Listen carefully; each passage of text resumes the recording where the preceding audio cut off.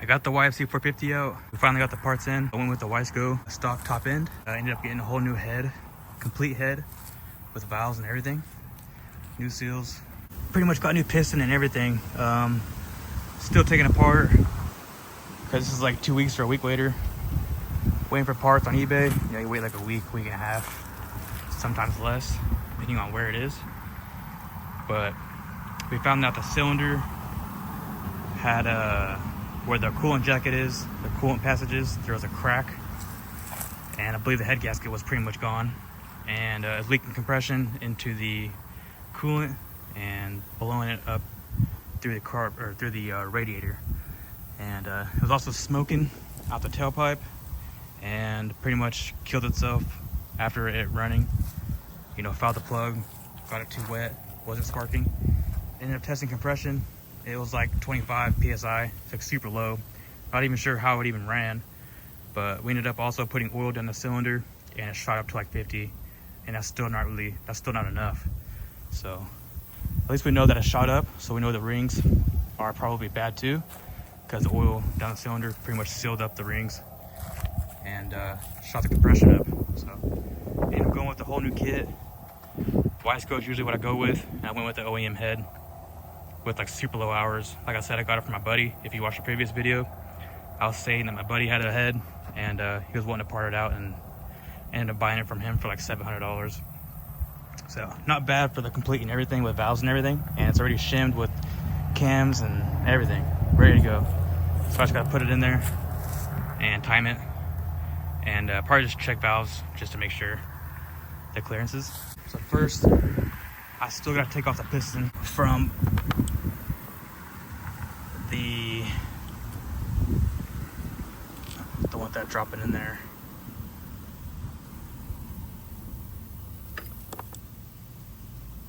But I still gotta take the piston off from the crank. You can see here it has the oil mod, a little dirty down here, which I do gotta clean up, but looks good on the bottom end. You know, a little barely side to side, but no up and down at all. So that's pretty much what you want, and no excessive play. So you got C-clips in here that you take off one side, and then the wrist pin should shoot through that side that you took off the clip from, and the whole piston should come off. So, you know, the rings are stuck or anything, and there's not like a lot of carbon on the piston or anything, so I don't know really how many hours this thing has. But it was rebuilt with like an Athena top end kit, but like I said, we don't know how long ago that it was rebuilt. But ended up seeing that the front timing chain guide was broken. One of the ears that hooks onto the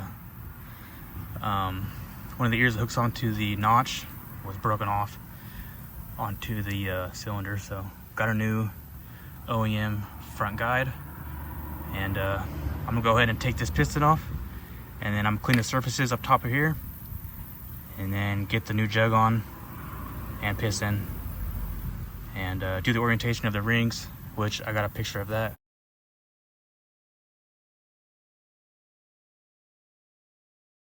Go from there, make sure it's all oiled up and good, and make sure everything's put on the way it's supposed to be. Make sure the arrow, I believe, points forward of the bike, and you should be golden. You know, exhaust has 2 valves and intake has 3, so that's a good indication of which way you want to put the piston onto. I'm trying to get this all on record without my phone overheating, but we got that C-clip out from that wrist pin, and got it with a flathead. Now you should be able to push it through from the other side. I need a few love taps with a hammer. So after taking both rings off both sides of the wrist pin, did not want to budge. It moved side to side, but didn't want to go past like the hole of the piston. So ended up beating on it a little bit, but not very hard at all. Just like a little bit of, like, I don't want to beat it hard enough to bend the crank or anything and go crazy with it, but ended up getting a valve tool. Well, I already had the valve tool, but ended up just thinking maybe I can just press it through, and ended up working very well. So right now, I didn't get it on video because I wanted to see if it even worked, but ended up pressing on it pretty good, and then it kind of like clicked and it popped out. So it's pretty much I can just spin it now and press it through.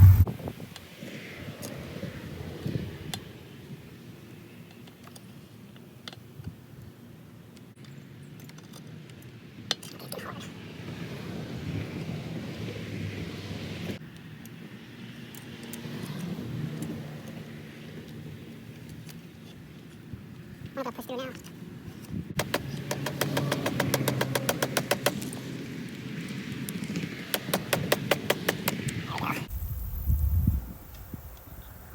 Comes off right there.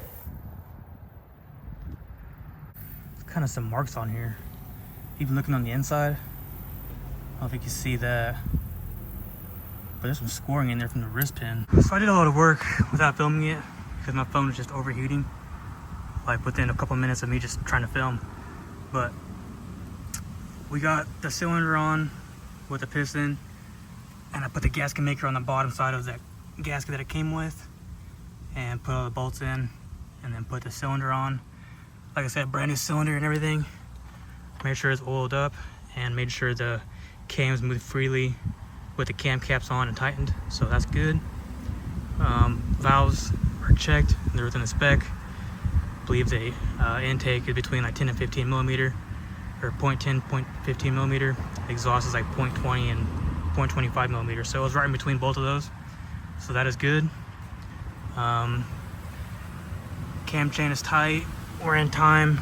Make sure on top to center, and make sure you got the lines or the holes lined up. I don't know if you can see it in there. One right there and one up here. Same for this side, one up there and one on the bottom side in there. Hard to see, but it's there. You can tell by the cams, they're facing kind of up and away from each other, and the piston is right on top of the cylinder there. And then you got a line inside there. There's a line with two marks, and then there's another line next to it. You want to be on that line next to it. That's a single mark, not the one that's connected with the line in between. So you want to be on that line. So we're perfectly in spec now, and I still got to go through the carburetor, and also I still got to put the coolant lines on, as well as put the valve cover back on because we're good there. Make sure no more debris gets in there, and put the exhaust back on and all that. Fill it up with coolant and oil. Well, it already has oil on it, but I might do an oil change on it. So it's fresh oil, and then obviously break it in and then change the oil again after the break-in period. And I do got to clean the air filter, but as of now, I got it all put together, and yeah, we're looking pretty solid. I already turned the motor over freely, and the piston moves smoothly in the cylinder, so you really want to do that before you bolt everything down, just so it's not binding or anything. If it is binding, you got a problem somewhere. And yeah, cam chain is not stretched at all. Timing marks lined up perfectly. They're not like a little bit off or anything like that. And yeah, we did a sequence on the head bolts. It's like first it's like 14 pounds in a cross pattern. You want to loosen it up. Or first it's 22 pounds cross pattern, loosen it up, go to 14 pounds, and then you want to do 90 degrees on all four, and then another 90 degrees on all four the second time. And that's when you're done doing the bolts. And then after that, of course, do the timing and the valve clearances and all that stuff. Make sure it's all good, and then spin it over again. Make sure the valve is not hitting the piston, and it should be good there. So I'm gonna put the rest of it back on, and probably wait like a day so that gasket maker seals up on the bottom there, and then we'll clean that up, make it look good, and then go to the carburetor and give it a first start with all the fluids in there. So I got the carburetor out. I just want to go through it just to make sure it's all clean for the first startup, since we got the top end done. I did have to drill out like a cap that was on here. That's kind of like made into the carburetor, where it's like a little metal cap that I had to drill out. A lot of them come with that if it's not already drilled out already. I'm not sure how they adjusted the fuel, because that's the only way you can do it, is drilling out that and turning the screw. But I already did that, and we're gonna take off the bowl, check out the jets, see what sizes are in there, and just make sure it's not dirty. Take the vent lines off, blow through those, make sure that's working and clear, and go from there. I already noticed that the choke don't stay open, and so you can put a zip tie here to make it catch on the notch inside there. So we can do that after it's all cleaned out. So let's see if we can take these screws out without stripping them.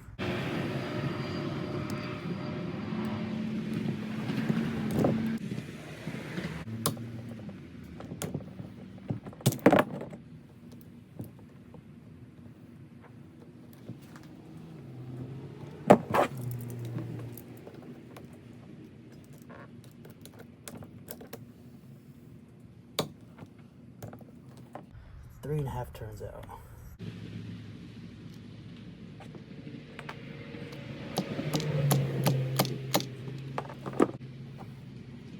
Looks like the washer and O-ring still stuck in there.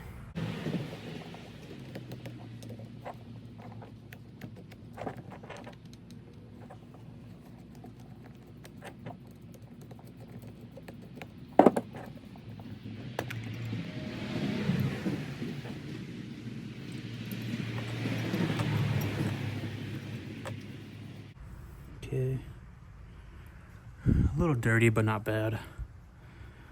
Hopefully by taking this off, hopefully the gasket reseals, so not bad.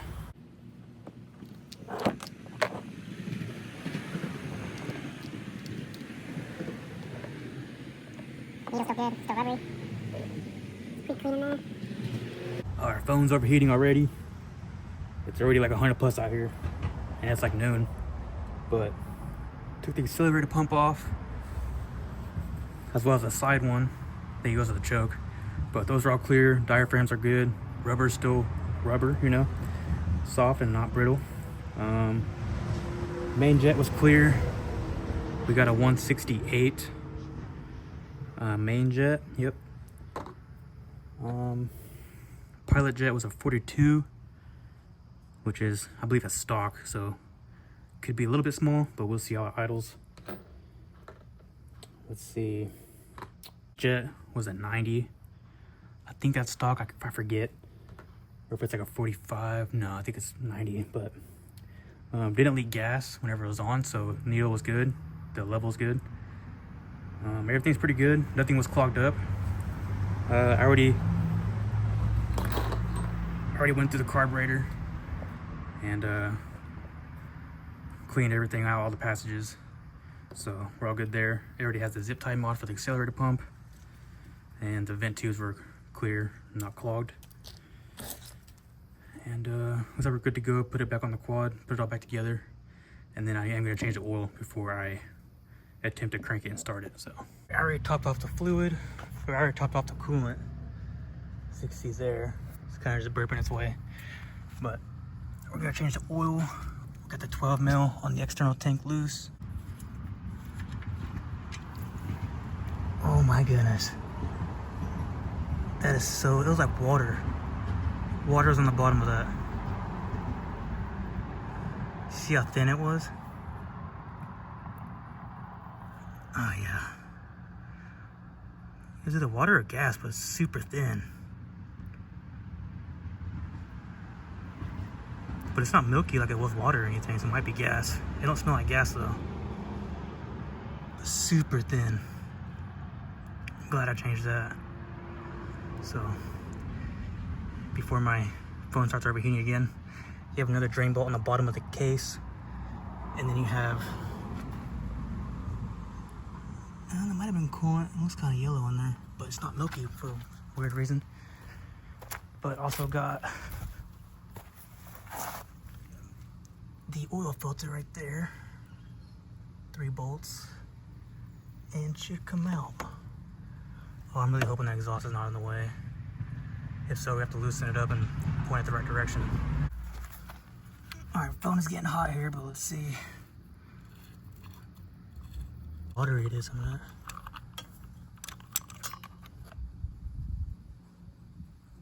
that. Oh, there's the filter side.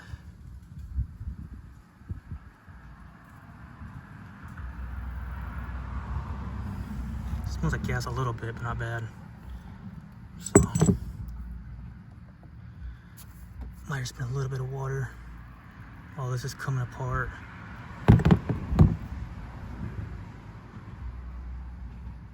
Don't know what filter that is.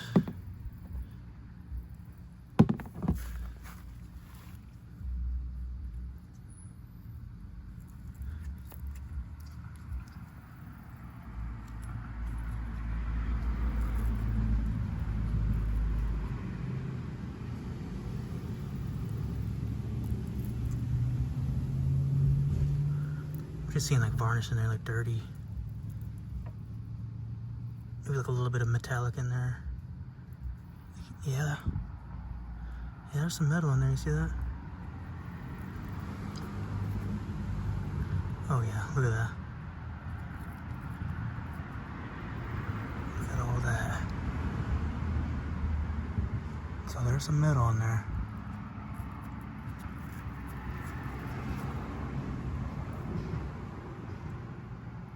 Yeah, definitely some metal in there. Anyways, I'm gonna get this all changed and put it back together with some fresh oil. So got the oil changed, filled it up with 10W40 wet clutch oil. Got the coolant topped off, gas is hooked up, carburetor's on, cleaned out. Let's see if it'll crank over without any leaks too.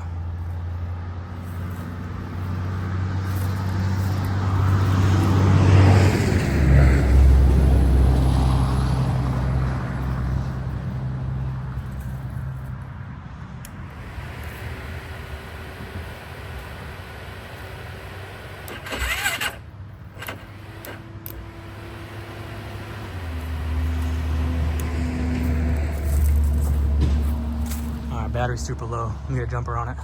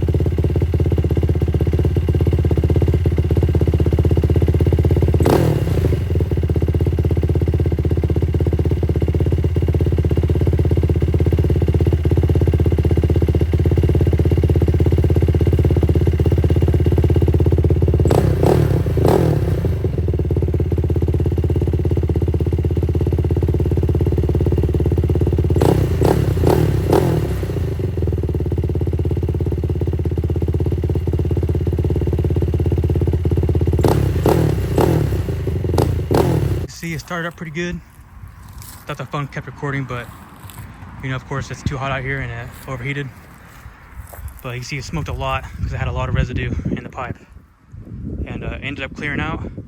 doing its heat cycle right now. Blipping the throttle first heat cycle, letting it cool off all the way, and then doing like 2 more heat cycles on it, and then take it for a spin very lightly, and then let it cool down again.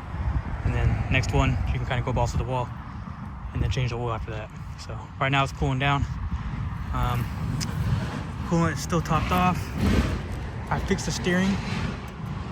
It's super tight now. So they do put inner outer tie rods, and the big nut here for the stem was loose and backing out, so I tightened that up.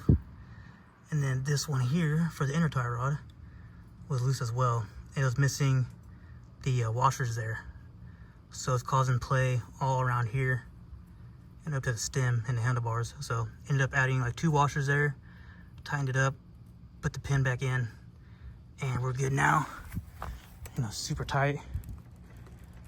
If it's going to be this bushing here, you'd have like up and down play and side to side, and you can see it move right in here. So that wasn't the issue, and so we got that fixed. So now I can put the plastics back on, at least the front ones, and keep this side off because I still need to top the coolant off after a few heat cycles. Make sure it's all burped up and there's no air in the system. And do gotta charge up the battery. You can see there's no leaks on it whatsoever. Looking really good, and it started up super good too. So can't really see temp wise because the fan is automatically kicked on either way because it's hooked up to the ignition. So yeah, just ran up to where it's pretty warm, and I can kind of gauge how hot it is in a way because of my other quads I have, but it's hit and miss. So it did get warm. We're just gonna wait till it gets cool, and then we'll start back up again. And yeah, oil's looking good on the disc brake. It's all the way up to the mark. So looking really solid.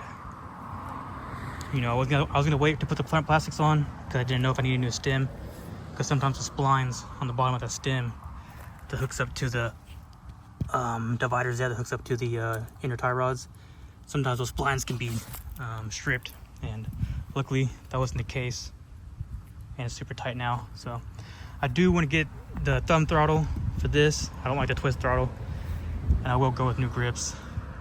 These are super dirty and stained. ODI grips, really nice. So gotta get a roller for the bottom there. Gotta get the bracket for the heel guard and the heel guard itself. Gotta get a tail light, I believe. The connection is right in there somewhere. Yeah, right there. So looking good there. All the brakes work. And yeah, it's looking really good too. Need to put a bolt kit on. Also need to get that broken bolt out too. So we'll get the battery charged up, get the air filter clean,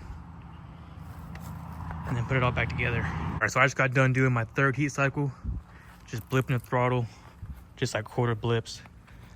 We don't want to rev it out super crazy or anything like that within the first couple heat cycles, but all is looking good.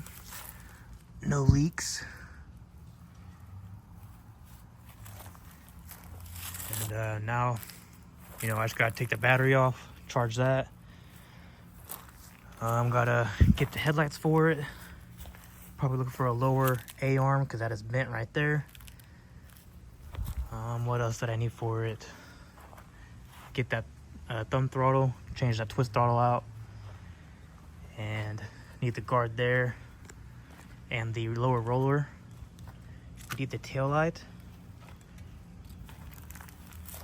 and I think that's about it.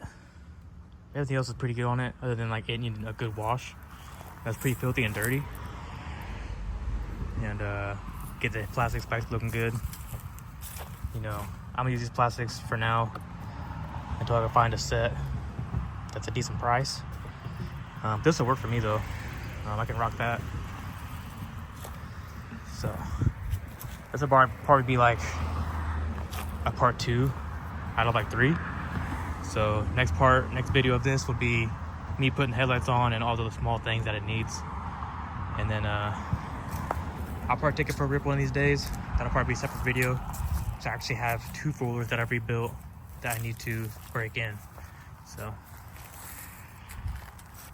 pretty good so far, no issues. We should be good. So stay tuned for the next video. Should be like a week or 2, depending on how fast I can get the parts in. You know, it all gets pretty expensive really quickly. So we're gonna see what we can salvage used off of eBay, and then obviously go with new headlights. So this one's all pretty much ready to go. I just want to put the head together and get it all back together and running. And it's running solid.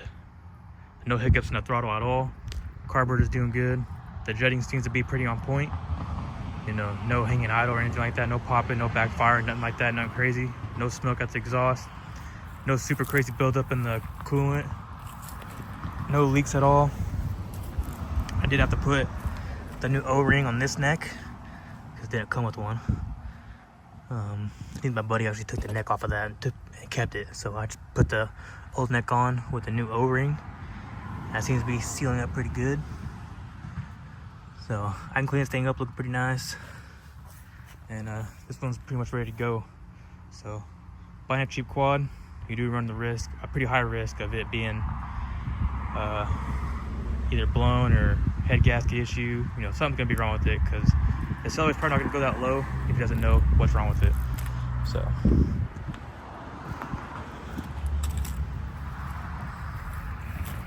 this one is almost completely done, just cosmetics. So